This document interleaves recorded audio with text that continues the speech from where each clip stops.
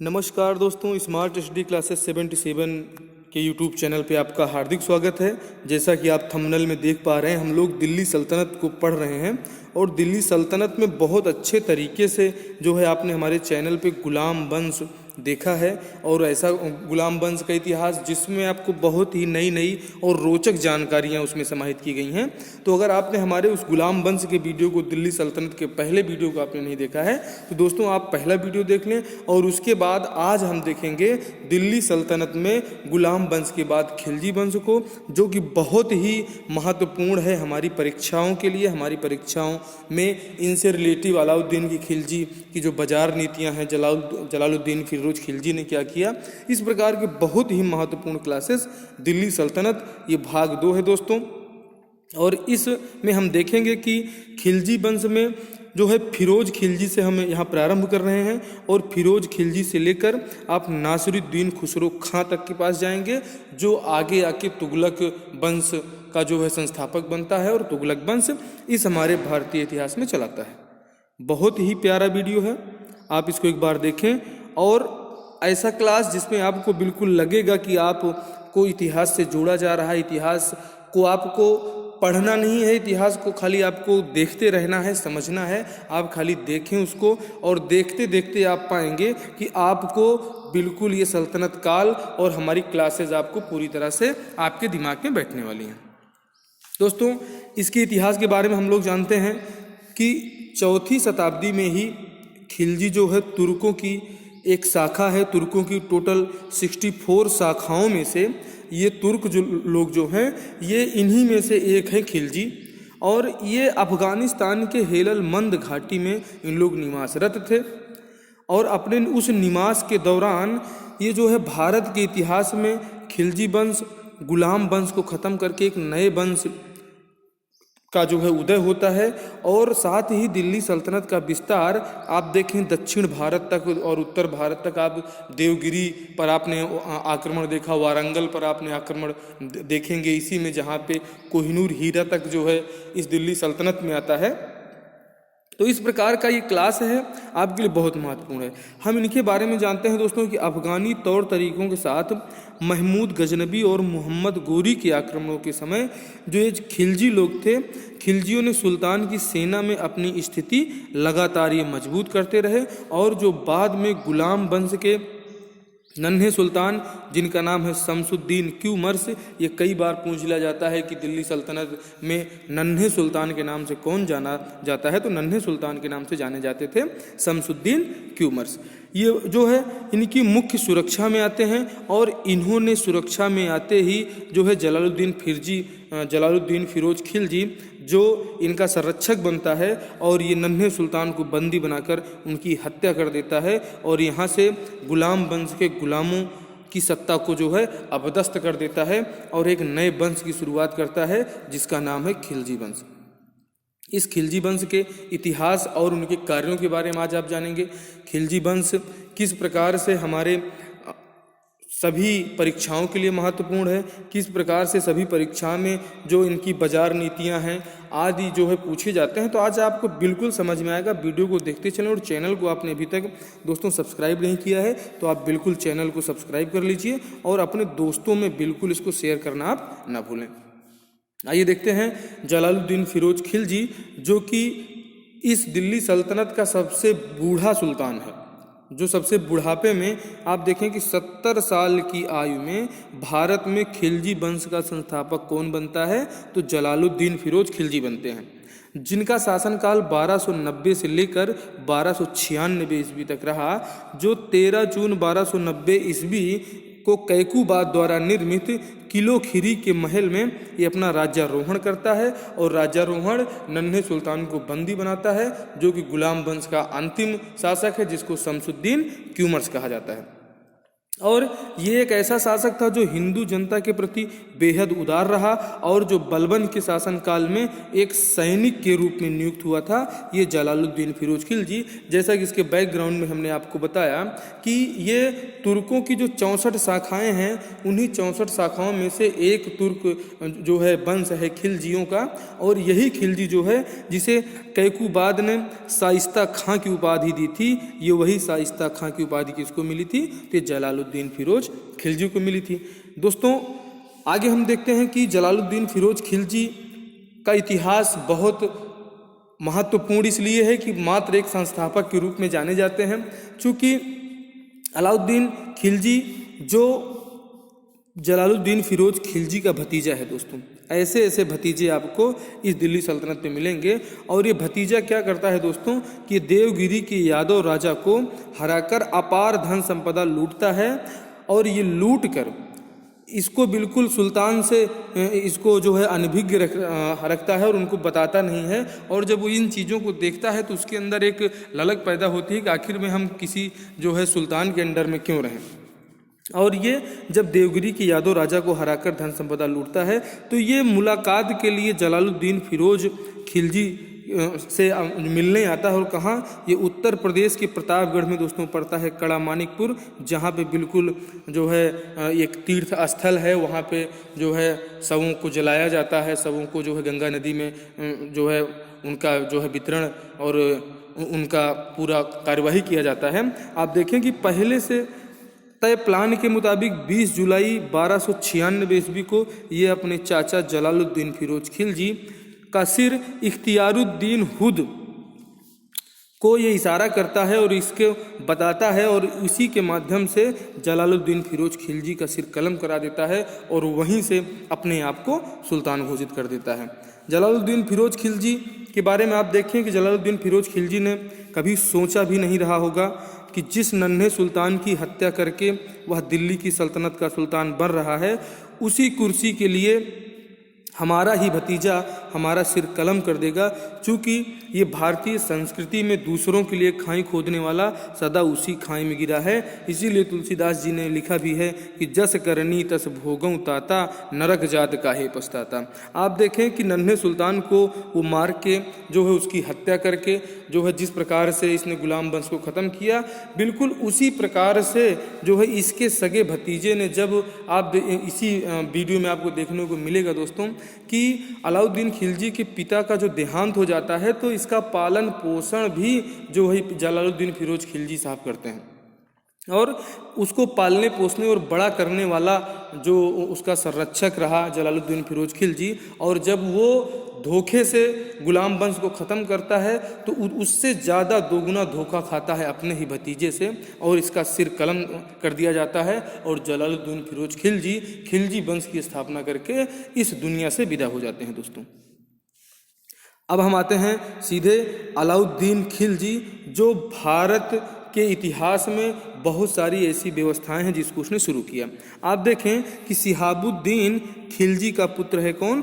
अलाउद्दीन खिलजी। और ये जो सिहाबुद्दीन है दोस्तों, ये जलालुद्दीन खिलजी के सगे भाई हैं, और ये जलालुद्दीन खिलजी का अलाउद्दीन खिलजी सगा भतीजा भी है, और इसका पिता सिहाबुद्दीन इसका सगा भाई है। और पिता की मृत्यु के बाद ये अपने चाचा जलालुद्दीन फिरोज खिलजी के संरक्षण में पला और बढ़ा। लेकिन सल्तनत काल में जब सबसे गद्दार व्यक्ति ये निकलता है, साथ ही जलालुद्दीन ने अपनी पुत्री का विवाह करके इसको अपना दामाद भी बनाया, मतलब सगा भतीजा भी था और साथ में ही जो है इसका दामाद भी था। मतलब सोचो कि किस प्रकार से इतना गद्दार व्यक्ति निकलता है कि उसकी पुत्री की शादी भी इसके साथ होती है, उसने उसको पाला पोसा बड़ा किया और उसके बाद भी इसने उनकी इज्जत नहीं की और उसका गला काट देता है, सिर कलम कर देता है कड़ा मानिकपुर उत्तर प्रदेश में गंगा नदी के तट पर। अब देखें कि 1290 ईस्वी में जलालुद्दीन ने इसे जो है एक ये गद्दा का अमीर ए तुजुक पद प्रदान किया। दोस्तों ये गद्दार है, इस गद्दार को अमीर ए तुजुक का पद प्रदान किया किसने? जलालुद्दीन फिरोज खिलजी ने प्रदान किया 1290 ईस्वी में, जब ये जो है गुलाम वंश का अंत करके जो है खिलजी वंश की स्थापना करते हैं। और 1292 ईस्वी में सुल्तान मतलब जलालुद्दीन की अनुमति से ये भिलसा पर आक्रमण करता है और आक्रमण करके वहाँ से भी ये बहुत ज़्यादा ये गद्दार धन संपदा को लूटता है और लूट कर जो है इसका मन धीरे धीरे दोस्तों बढ़ने लगता है, चूँकि इसको अमीर ए तुजुक का पद भी इन्होंने प्रदान किया था। ये दोस्तों गद्दार लिखा हुआ है। ये वाकई में देखें कि इससे बड़ा गद्दार कौन हो सकता था कि जो अपने जो है चाचा और चाचा की बेटी के साथ में इसकी शादी भी होती है, दामाद भी रहता है, फिर भी उस सुल्तान की कद्र नहीं करता जो 70 साल के थे और उनकी हत्या कर देता है। आइए देखते हैं, बहुत ही मार्मिक इतिहास है हमारी भारतीय संस्कृति में, हमारे इस भारत के इतिहास में। इस गद्दी के लिए कितने लोग जो है एक दूसरे की हत्या करते रहते हैं। अब देखें कि दोस्तों कि 1294 ईस्वी में ये गद्दारी करते हुए देवगिरी पर आक्रमण कर ये अपार धन संपदा लूटता है और जिससे इसके अंदर सुल्तान बनने की प्रबल इच्छा पैदा हो जाती है, जिसे पूर्ण करने के लिए यह अपने पूर्व के सभी एहसानों को भूल जाता है। मतलब जो इसके चाचा ने इसके ऊपर एहसान किया, जो इसको पाला पोसा बड़ा किया, उसके सभी एहसान को ये भूल जाता है और कड़ा मानिकपुर प्रतापगढ़ उत्तर प्रदेश में गंगा नदी के तट पर अपने चाचा जलालुद्दीन फिरोज खिलजी का सिर कलम करवा दिया। आप देखें कि 21 अक्टूबर 1296 को कड़ा मानिकपुर से ही इसने अपने आप को दिल्ली सल्तनत का सुल्तान घोषित किया और दिल्ली में बलबन द्वारा बनवाए गए लाल महल, ये पूछा जाता है दोस्तों अलाउद्दीन खिलजी का जो राज्याभिषेक कहाँ हुआ, तो बलबन के द्वारा बनवाए गए लाल महल में इसका राज्याभिषेक होता है। बहुत ही महत्वपूर्ण क्लास है, आप चैनल आगे देखते हैं दोस्तों। अलाउद्दीन खिलजी के अब हम कार्यों को देखते हैं, चूँकि जो सुल्तान इसको बनने की इच्छा थी, अभी अपनी इच्छा पूरी कर चुका है और अपनी इच्छा पूरी करके ये सीधे ही जो है गुजरात विजय के दौरान, जब अलाउद्दीन खिलजी ने गुजरात पे अपना अभियान चालू किया और उस अभियान के दौरान जो नुसरत खां थे उन्होंने 1000 दिनार में मलिक काफूर को खरीदा, जो अलाउद्दीन खिलजी का सबसे विश्वास पात्र सेनापति बनता है और मलिक काफूर को 1000 दिनारी कहा जाता है। इसको आपको याद रखना है। दक्षिण भारत पर अलाउद्दीन खिलजी का जो पहला अभियान हो पूछ लिया जाता है वो 1303 ईस्वी में जूना व झज्जू, ये जो इसके सेनापति थे, इन्होंने तेलंगाना पर आक्रमण किया, किंतु वारंगल के काकतीय वंश के महान शासक प्रताप रुद्रदेव ने अलाउद्दीन खिलजी की सेना को पराजित कर दिया। ये वही प्रताप रुद्रदेव हैं जो इसके बाद जो है ये कोहिनूर हीरा तक इनको देने वाले हैं, लेकिन अभी इन्होंने इसकी जो है इसको पराजित किया। और इसमें जो है आप देखें आगे कि 1310 ईस्वी में मलिक काफूर के नेतृत्व में पुनः जो है आक्रमण किया जाता है। कहाँ पर किया जाता है दोस्तों? तो आपने देखा कि वारंगल पर जो है आक्रमण किया जाता है, जिसके दौरान प्रताप रुद्रदेव द्वितीय, जो कि बहुत ही महत्वपूर्ण शासक हैं, ये डर कर मलिक काफूर को विश्व प्रसिद्ध कोहिनूर हीरा ये भेंट करता है, जो आप देखेंगे कि कोलार की खान से पाया गया था, जो प्रकाश का पहाड़ कहा जाता है। और ये कोहिनूर हीरा इनको भेंट कर देते हैं। और दक्षिण भारत विजय अभियान का नेतृत्व किसने किया? तो मलिक काफूर ने किया। और मलिक काफूर को दक्षिण का विजेता भी कहा जाता है। मलिक काफूर को, जो कि एक हिंदू हिजड़ा था। मंगोलों से निपटने के लिए अलाउद्दीन खिलजी ने लौह एवं रक्त की नीति अपनाई। बार बार एग्जाम में पूछ लिया जाता है कि मंगोलों से निपटने के लिए अलाउद्दीन खिलजी ने कौन सी नीति अपनाई? तो लौह एवं रक्त की नीति अपनाई। और दक्षिण भारत विजय अभियान का जो नेतृत्व किया, आप देखेंगे कि लगभग जो है नुसरत खां के अलावा जो है ये झज्जू और जुज्जू के बाद जो कोई अगर दक्षिण भारत में सबसे ज़्यादा भूमिका निभाता है तो वो मलिक काफूर साहब निभाते हैं। आप देखें कि अलाउद्दीन खिलजी के कुछ निर्माण कार्य आप देखें यहाँ पे कि अलाउद्दीन खिलजी ने अलाई दरवाज़ा का निर्माण कराया, जमात खाना मस्जिद का निर्माण कराया, हौज खास एवं सीरी फोर्ट का निर्माण अलाउद्दीन खिलजी ने कराया। मंगोल आक्रमण से बचने के लिए इसने 1304 ईस्वी में अपनी राजधानी जो है दिल्ली से हटाकर सीरी को बनाया और उस सीरी की किलाबंदी कराई। ये सीरी एक जगह है जो बिल्कुल दिल्ली के पास में ही पड़ता है। आगे देखते हैं दोस्तों कि अलाउद्दीन खिलजी की मंत्री परिषद के बारे में आपसे पूछ लिया जाता है। ऐसे जो है प्रश्नों को आपको जो है इसमें संकलित किया गया है जो सीधे आपके एग्जाम पॉइंट ऑफ व्यू से बहुत महत्वपूर्ण है। ये अलाउद्दीन खिलजी की मंत्री परिषद है दोस्तों, जिसमें दीवाने वजारत जो है मुख्यमंत्री या वजीर को कहा जाता था, और दीवाने आरिज सैन्य मंत्री होता था, और दीवाने रसातल जो है ये दोस्तों जो है रक्षा मंत्री आदि का कार्य इन लोग करते हैं। इसमें जो है थोड़ा सा टाइपिंग मिस्टेक है। और अलाउद्दीन खिलजी के बाजार नियंत्रण अधिकारी कौन कौन है दोस्तों? शहनाई मंडी। आप देखें कि शहनाई मंडी किसे कहा जाता था, तो बाजार अधीक्षक को शहनाई मंडी कहा जाता था। दीवान ए रियासत बाजार नियंत्रक को कहा जाता था। सराय अदल न्याय अधिकारी को कहा जाता था। और बरीद ए मंडी जो है ये बाजार निरीक्षक होता था।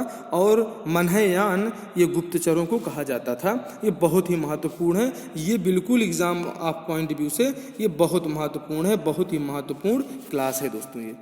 आइए देखते हैं आगे कि अलाउद्दीन खिलजी का हम देखते हैं दक्षिण भारत विजय अभियान। आप देखें इसमें कि 1296 ईस्वी में देवगिरी में यादव वंश के राजा रामचंद्र देव पर इसने स्वयं अभियान किया, जिसमें एलिचपुर प्रांत की आय देने का वादा किया, जिसके कारण रामचंद्र देव बच गया। और लेकिन जब इन्होंने पुनः कर देना बंद कर दिया तो इसके ऊपर फिर से आक्रमण होता है। लेकिन ये जो है रामचंद्र देव ये उसको अलाउद्दीन खिलजी को राय रायन की उपाधि दी, और नवासारी जिले का जो भी कर राजस्व आता था वो कर राजस्व जो है इसको देने का वादा किया। और ये वादा करके ये देवगिरी में यादव वंश को फिर से एक बार संभाल लेता है और अलाउद्दीन खिलजी के अंडर में अपनी जो है वहाँ पे अपना शासन चलाते रहता है। 1309-10 ईस्वी में वारंगल अभियान होता है, जिसमें मलिक काफूर इसका नेतृत्व करते हैं, जिसमें देवगिरी के शासकों ने उनकी मदद की। मतलब ये जो यादव वंश के शासक थे इसने इनकी मदद की, और इनकी मदद से जो है इन्होंने काकतीय वंश के प्रताप रुद्रदेव को हराता है, और उसी में इनको कोहिनूर हीरा प्राप्त होता है दोस्तों। आप देखें अलाउद्दीन खिलजी का जो दक्षिण भारत विजय अभियान है, इसमें इन्होंने 1310 ईस्वी में द्वार समुद्र अभियान किया, जिसमें जो सेनापति बीर बल्लाल था। और बीर बल्लाल तृतीय जो होयसल एक वंश है, होयसल वंश का शासक था। तो ये होयसल वंश का शासक कौन था दोस्तों? ये बीर बल्लाल तृतीय था। ये 1310 ईस्वी में बीर बल्लाल तृतीय जो एक शासक है, इसके विरुद्ध अभियान कौन करता है? तो मलिक काफूर करते हैं, मलिक काफूर के नेतृत्व में, जिसमें बल्लाल ने ये जो बीर बल्लाल हैं ये होयसल वंश के जो शासक इन्होंने आत्मसमर्पण कर दिया। और जब इसको दिल्ली लाया जाता है तो अलाउद्दीन खिलजी इसका वहाँ बेहतरीन स्वागत करता है, जिससे ये बहुत ही अचंभित हो जाता है कि आखिर में हमको यहाँ जो है लाया गया और आत्मसमर्पण करने के बाद हमारा ये सम्मान किया गया, जिसके बाद ये खुश हो जाता है। और इसके बाद जो इनका 1311 ईस्वी का अभियान है दोस्तों, ये पांडे शासकों के विरुद्ध होता है। वहाँ का बीर पांडे शासक था, और जब मलिक काफूर अपनी सेना लेके वहाँ पर पहुँचता है पांडे राज्य में, तो बीर पांडे वहाँ से भाग जाता है। और फिर उसके बाद मलिक काफूर अपनी सेना के साथ पूरे इस पांडे साम्राज्य का तहस नहस करता है, अपार धन संपदा वहाँ से लूटता है और जन धन की हानि करता है। ये था उसका दक्षिण भारत का विजय अभियान। अब हम देखते हैं अलाउद्दीन खिलजी का जो उत्तर भारत का विजय अभियान है, जिसमें पहला अभियान उत्तर भारत में 1299 ईस्वी में गुजरात अभियान करता है। इसमें वहाँ का जो शासक थे राय कर्ण बघेला जी थे, जिसे उपनाम कर्ण भी कहा जाता था। ये कर्ण जो है यहाँ से राजा जी भाग गए। जैसे आपने देखा कि जब अफगानिस्तान में जो है कब्जा होता है तो वहाँ के राष्ट्रपति अशरफ गनी साहब देश छोड़ के भाग जाते हैं और वहाँ पे तालिबानियों का कब्जा हो जाता है।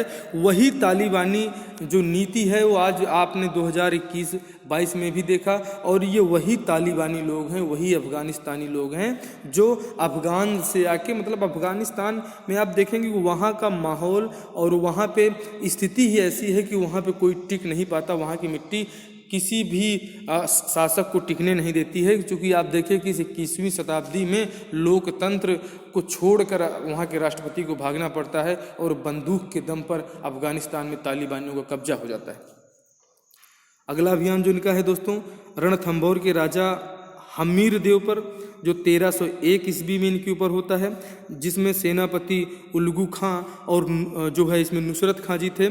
इसमें प्रथम बार खिलजी को पराजय मिलती है इस जो है उत्तर भारत के अभियान के दौरान, और इसी अभियान में आप देखिए कि नुसरत खां मारे जाते हैं। और जब स्वयं सुल्तान आता है यहाँ पर रणथंभौर पर आक्रमण करता है, तो इनको जो है खिलजी वंश की अधिसत्ता रणथंभौर की राजा स्वीकार कर लेते हैं, और यहाँ भी ये जो है साम्राज्य दिल्ली सल्तनत में मिला लिया जाता है।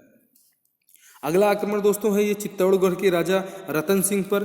चित्तौड़गढ़ के राजा रतन सिंह पर 1303 ईस्वी में जो है इन्होंने आक्रमण किया और चित्तौड़ को जीत लिया, और इस चित्तौड़ को जीत कर इसका नाम क्या रख दिया, खिजराबाद। इसका नाम अलाउद्दीन खिलजी ने रख दिया था, खिजराबाद। इसके बाद इनका अगला अभियान जो आता है वो मालवा के राजा महलक देव के विरुद्ध होता है, जो 1305 ईस्वी में होता है दोस्तों, जिसमें मालवा के राजा ये जो महलक देव हैं ये सब इनकी जो है सेनाओं को छोड़कर, चूंकि उस समय हमारे यहाँ के राजपूत राजा जितने भी रहे, जो भी राजा वहाँ पे रहे, उन लोगों ने इस प्रकार की अस्थाई सेना वगैरह कॉन्सेप्ट इनके पास नहीं था, जिसके कारण से जो है राजा तो राजा बने रहते थे, लेकिन जब इतनी बड़ी सेना संगठित सुसंगठित और अस्त्र शस्त्र से सजी हुई सेना आती थी तो मजबूरी में उनके पास भागने के अलावा और कोई चारा नहीं होता था, और महलक देव भी भाग गया, और ये मालवा को जो है ये दिल्ली सल्तनत में मिला लिया जाता है। अब आप देखें कि सिवाना के परमार वंशी राजा शीतल देव के ऊपर आक्रमण किया जाता है, जो 1308 ईस्वी में इनके ऊपर आक्रमण होता है, और ये अभियान कमालुद्दीन कुर्ग के नेतृत्व में होता है, जिसमें परमार वंशी राजा लड़ते लड़ते मारे जाते हैं। और ये सिवाना, मालवा, चित्तौड़ ये सभी दिल्ली सल्तनत में जो है मिल जाते हैं, और जिससे कि ये अपने जो है साम्राज्य का विस्तार करता हुआ यहाँ तक पहुँच जाता है, राजाओं को हराते हुए। और देखें बहुत ही महत्वपूर्ण है कि गाजी मलिक को उत्तर पश्चिमी सीमा को मजबूती प्रदान करने के लिए सिकंदर ए सानी की उपाधि प्रदान की गई थी। एग्जाम में पूछा जाता है कि सिकंदर ए सानी की उपाधि अलाउद्दीन खिलजी ने किसको दिया था, तो ये जो उत्तर पश्चिमी सीमा है इसको जो है मजबूती प्रदान करता है यहाँ पे गाजी मलिक को। इन्होंने इसी गाजी मलिक को इस सीमा को सुरक्षित रखने के लिए इनको सिकंदर ए सानी की उपाधि प्रदान करता है, और अलाउद्दीन खिलजी को द्वितीय सिकंदर कहा जाता है, इसको आपको याद रखना है।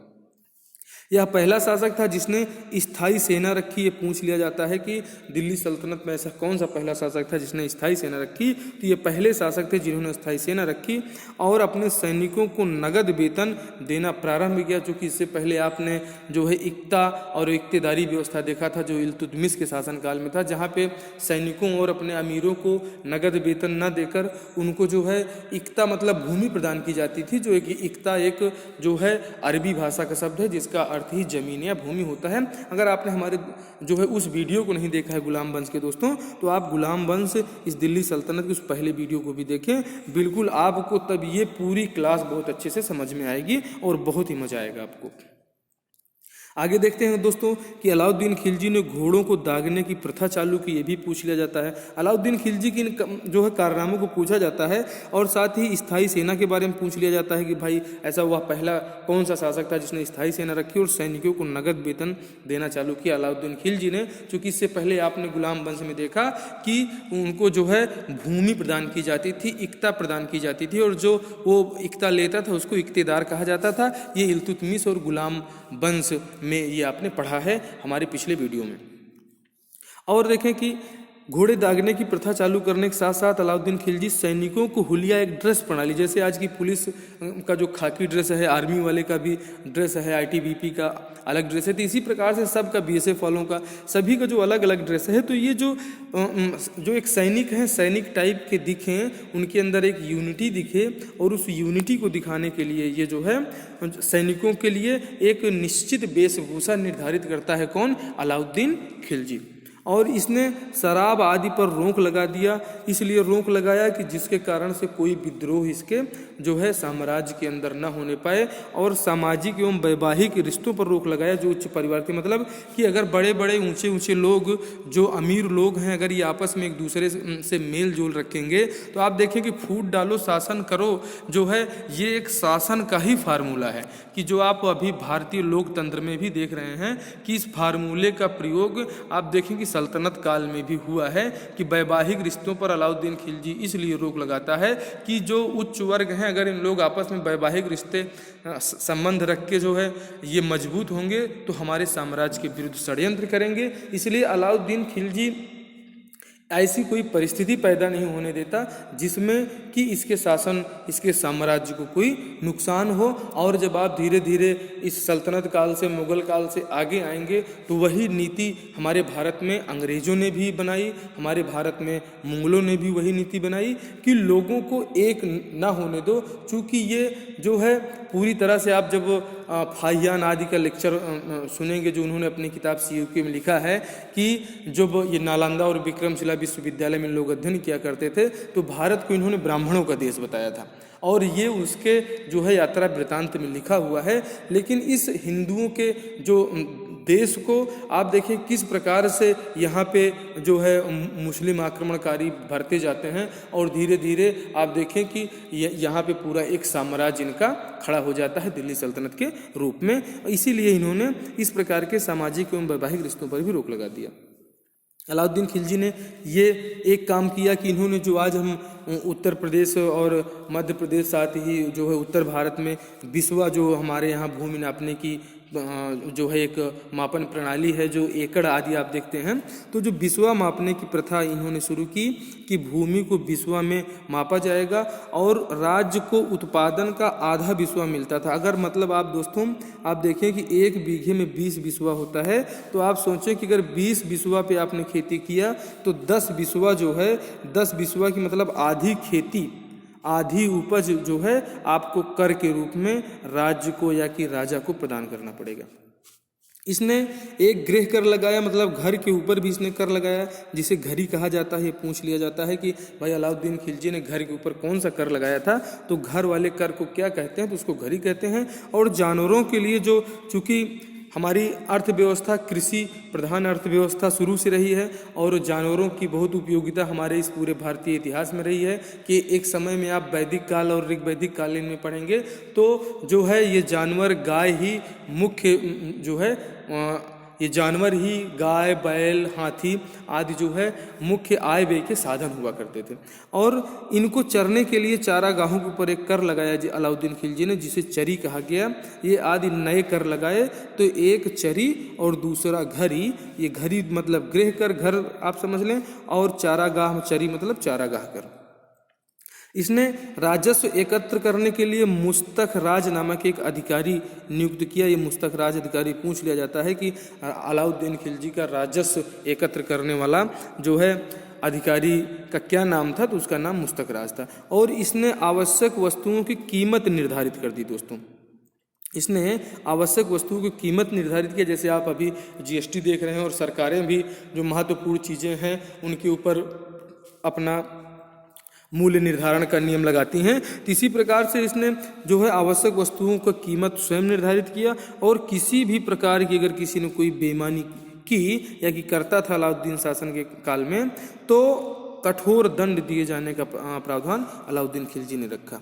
आप देखें दोस्तों, ये बहुत ही महत्वपूर्ण है कि ये मलिक काफूर के बारे में है कि खंभात बंदरगाह के आक्रमण के दौरान नुसरत खां को एक हिंदू हिजड़ा दास मिला जिसका नाम मलिक काफूर रखा गया दोस्तों, जिसका नाम मलिक काफूर रखा गया, और इसको 1000 स्वर्ण दिनारों में खरीदा गया था। इसीलिए इसे 1000 दिनारी कहा जाता था। और जिसने अलाउद्दीन खिलजी के दक्षिण भारत विजय अभियान में अपनी मुख्य भूमिका निभाई, जो बेहद विश्वास पात्र व्यक्ति था, जिसने कोहिनूर हीरा भी लाकर सुल्तान को दिया। जबकि अलाउद्दीन खिलजी स्वयं इतना गद्दार व्यक्ति था कि ये देवगिरी आक्रमण पे जब ये अपार धन संपदा लूटता है तो ये अपने चाचा जलालुद्दीन फिरोज खिलजी को भी नहीं बताता है कि उसने देवगिरी से कितनी धन संपदा लूटी। और ये अकूत धन संपदा देखा तो इसको देखकर अलाउद्दीन खिलजी को सुल्तान बनने की इच्छा जाग गई, और इसीलिए इसने खिलजी वंश के संस्थापक, जिस वंश ने इसको पैदा किया, जिसके कारण ये जो है इस दिल्ली सल्तनत में एक पद पर आ पाता है, जलालुद्दीन फिरोज की गद्दारी, चूँकि अलाउद्दीन फिरोज खिलजी ने स्वयं भी गद्दारी की थी और गद्दारों का जो है ये पूरा साम्राज्य ही गद्दारी करते हुए आ रहा है। आप इसको देखते चलें दोस्तों। और ये खिलजी वंश के संस्थापक अपने सगे चाचा का सिर कलम करवा देता है। ये पितृहंता अपने जो है सगे चाचा जिन्होंने इसको पिता की तरह पाला पोसा बड़ा किया, तो इसने उसकी हत्या करवा दी। और आप वहीं देखें कि एक हिंदू हिजड़ा जिसको बाद में नाम मलिक काफूर दिया जाता है। ठीक है दोस्तों, ये इसके लिए इतना होता है कि दक्षिण भारत में और पूरे जैसे अकबर और बीरबल को आप मुगल काल में देखेंगे, वैसे मलिक काफूर और अलाउद्दीन खिलजी को आप दिल्ली सल्तनत में देखेंगे। ऐसी इनका दोनों का आपस में सिम्टम्स थे दोस्तों। ये बिल्कुल एक दूसरे के आप देखें कि बराबरी में कहे जा सकते हैं। और मलिक काफूर एक हिंदू हिजड़ा था जिसके अंदर ईमानदारी इतनी थी कि वारंगल अभियान में प्रताप रुद्रदेव को हराया और दिल्ली सल्तनत में कोहिनूर हीरा भी ला कर दिया। इस पितृहंता, इस गद्दार अलाउद्दीन खिलजी को, जो अपने चाचा की हत्या करके ये गद्दी पाता है जलालुद्दीन फिरोज खिलजी की।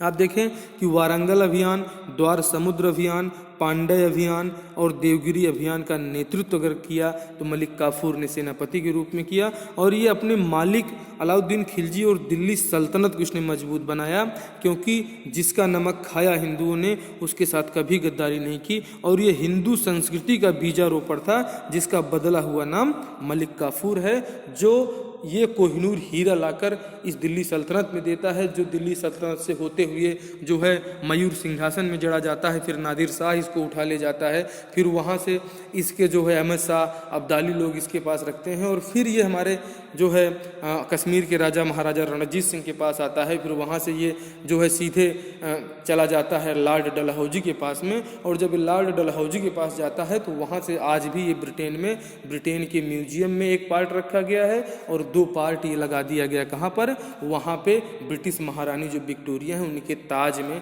लगा के आज भी ये रखा गया है। ये ऐसा व्यक्ति था मलिक काफूर जिसके अंदर ईमानदारी कूट कूट कर भरी थी। जैसे अकबर के लिए बीरबल मुगल काल में इम्पोर्टेंट है, वैसे ही अलाउद्दीन खिलजी के लिए मलिक काफूर बहुत ही महत्वपूर्ण एवं दक्षिण भारत का विजेता है। आप देखें कि अलाउद्दीन खिलजी के दरबार में आप देखें कि सितार के आविष्कारक अमीर खुसरो रहते थे, जिन्होंने बीड़ा में भी संशोधन किया। तो ये मतलब इसके दरबारी कवि आप इनको मान सकते हैं। इनके दरबार में रहने वाले अमीर खुसरो को सीधे आप अलाउद्दीन खिलजी से लिंक करके रखिएगा, अपने दिमाग में इसको बैठा के रखिएगा दोस्तों, बहुत ही महत्वपूर्ण है। और 4 जनवरी 1316 ईस्वी को अलाउद्दीन खिलजी की जब मृत्यु हो गई दोस्तों, तो जिसके बाद दक्षिण के विजेता और सुल्तान के विश्वास पात्र मलिक काफूर की सहायता से सुल्तान द्वारा नियुक्त उत्तराधिकारी शिहाबुद्दीन उमर को सुल्तान बनाया गया और उसका संरक्षक स्वयं मलिक काफूर था। ये बहुत ही महत्वपूर्ण है कि 4 जनवरी 1316 को अलाउद्दीन खिलजी की मृत्यु हो जाती है।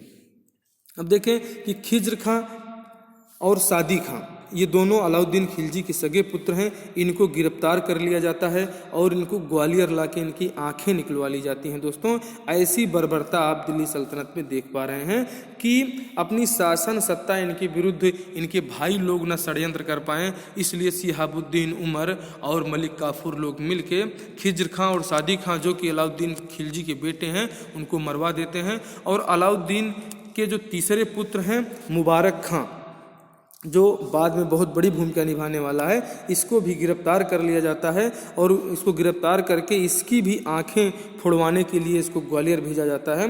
लेकिन रास्ते में मुबारक खां इन सैनिकों को अपने पक्ष में मिलाकर इसने जो है बाद में मलिक काफूर की ही इसने हत्या करवा दी। और मलिक काफूर की जब हत्या हो जाती है दोस्तों, तो अलाउद्दीन के विश्वास पात्रों ने मुबारक खां को, जो अल्पवयस्क है, इसका सुल्तान का संरक्षक नियुक्त किया जाता है। लगभग 2 महीने तक ही शिहाबुद्दीन उमर सुल्तान रहा और इसी बीच मुबारक खां, चूँकि ये मलिक काफूर की हत्या करवा चुका है और इसकी आंखें निकलवाने के लिए शिहाबुद्दीन उमर ने भेजा था, तो इन्होंने क्या किया कि मुबारक खां अपने प्रभाव का दुरुपयोग करता है और शिहाबुद्दीन उमर को गिरफ्तार करवा लेता है। और जो आंख निकलवा रहे थे शिहाबुद्दीन उमर, तो मुबारक खां ने इसकी आंखें, इसको भेजकर ग्वालियर में इसकी आंखें जो है निकलवा ली जाती हैं, इसको अंधा बना दिया जाता है। और 1316 ईस्वी में ही कुतुबुद्दीन मुबारक शाह सल्तनत का सुल्तान बन बैठता है। ये 1316 ईस्वी की बात है। ठीक है दोस्तों, अब हम देखते हैं कि अलाउद्दीन खिलजी का साम्राज्य यहाँ पे समाप्त है और अब कुतुबुद्दीन मुबारक शाह जो अगले शासक हैं और ये सुल्तान के ही पुत्र हैं, ये सुल्तान के तीसरे पुत्र थे और ये ऐसे पुत्र थे कि इनकी भी आंखें निकलवाने के लिए इनके पूर्ववर्ती जो शासक मात्र 2 महीने तक शिहाबुद्दीन उमर रहे और अलाउद्दीन खिलजी के तीनों बेटों को मरवा दिया जाता है। दोस्तों, मुबारक शाह एक विलासी प्रवृत्ति का युवा शासक है। ये एक युवा शासक था और यह खुसरो खां के नियंत्रण में पूर्णतः रहता था। इतिहासकार माफ कीजिएगा दोस्तों, बर्नी के अनुसार मुबारक शाह कभी कभी एकदम नंगा होकर दरबारियों के बीच में दौड़ा करता था। मुबारक शाह सूफी संत शेख निजामुद्दीन औलिया से द्वेष रखता था। मतलब इतिहासकार एक बर्नी है जियाउद्दीन बर्नी, जियाउद्दीन बर्नी जी ने मुबारक शाह के बारे में लिखा है कि ये जो है अपने दरबार में नंगा होकर जो है दरबारियों के बीच में दौड़ लगाया करता था। कुतुबुद्दीन मुबारक शाह के पश्चात दिल्ली का सिंहासन खाली हो गया दोस्तों, और अलाउद्दीन के जो 4 पुत्र थे उनके चारों पुत्रों की, इतने बड़े शासक के चारों पुत्रों की हत्या षड्यंत्र करके करवा दी जाती है। ये है दिल्ली सल्तनत, ये है शासन और सत्ता का लोलुप, जिस चक्कर में हम भारतीय बिल्कुल नहीं पड़े और हमारे ऊपर कभी जो है सिकंदर आक्रमण करते हैं, तो कभी हुणों का आक्रमण होता है, तो कभी चंगेज़ खान आक्रमण करते हैं, मंगोल आक्रमण करते हैं। ये आप देखें की हत्या हो चुकी है। और अब कुतुबुद्दीन मुबारक शाह की जो है दिल्ली से जब हटता है, इसकी हत्या हो जाती है, तो ये लगभग जो है पूरा सिंहासन रिक्त हो जाता है। और इसी बीच जो है अलाउद्दीन के चारों पुत्रों की भी हत्या हो चुकी है और जो भी बचे थे उनको भी मरवा दिया। किसने? खुसरो खां ने। और उसने अपने महत्वपूर्ण दरबारियों के समर्थन से खुसरो स्वयं सुल्तान बन बैठता है और अपने नाम का खुतबा पढ़वाता है, अपने नाम के सिक्के चलवाता है। अब आप देखें कि जिस प्रकार से जिस स्थिति में एक अल्पवयस्क सुल्तान की हत्या करके खिलजी वंश स्थापित हुआ था, उसी प्रकार से ज़्यादा समय नहीं लगा दोस्तों। आप देखें कि ये 1290 से 1320 आते आते इस भारतीय संस्कृति में इसको वैसा ही जवाब मिलता है। खुद जलालुद्दीन फिरोज मारे जाते हैं, उसके बाद खिलजी तो अपनी मौत मरता है दोस्तों। लेकिन इसी का वंश जो कि जलालुद्दीन फिरोज खिलजी का ही ये वंश है, उन्हीं का खून था, तो इसके खून वालों को भी वही सज़ा मिलती है।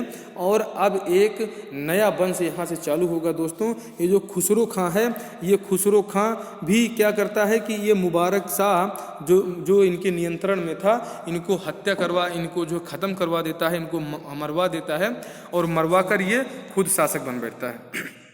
इसके बाद यही नासिरुद्दीन खुसरो खां जो है, ये अपने आप को क्या कहता है दोस्तों कि मैं पैगंबर का सेनापति की उपाधि धारण करता है। किंतु उसके शत्रुओं ने इसके विरुद्ध इसको बताया कि नासिरुद्दीन खुसरो खां ये इस्लाम का शत्रु है और इस्लाम खतरे में है। ये नारा जो है उस समय लगाया गया, इस्लाम खतरे में है, 1320 ईस्वी में। 8 सितंबर 1320 को वह गियासुद्दीन तुगलक के नाम से सिंहासन पर बैठता है। ये अपने आप को खुसरो खां फिर अपने रंग में आ जाता है और अपने रंग में आकर जैसे जलालुद्दीन फिरोज खिलजी ने नन्हे सुल्तान की हत्या करके खिलजी वंश की स्थापना की थी, वैसे ही खुसरो खां जो है इस अंतिम शासक को बिल्कुल, जिसका नाम है कुतुबुद्दीन मुबारक शाह, इसको जो है अपदस्थ करके, चूँकि कुतुबुद्दीन मुबारक शाह का संरक्षक रहता है खुसरो खां, जो बाद में नासिरुद्दीन खुसरो खां होता है।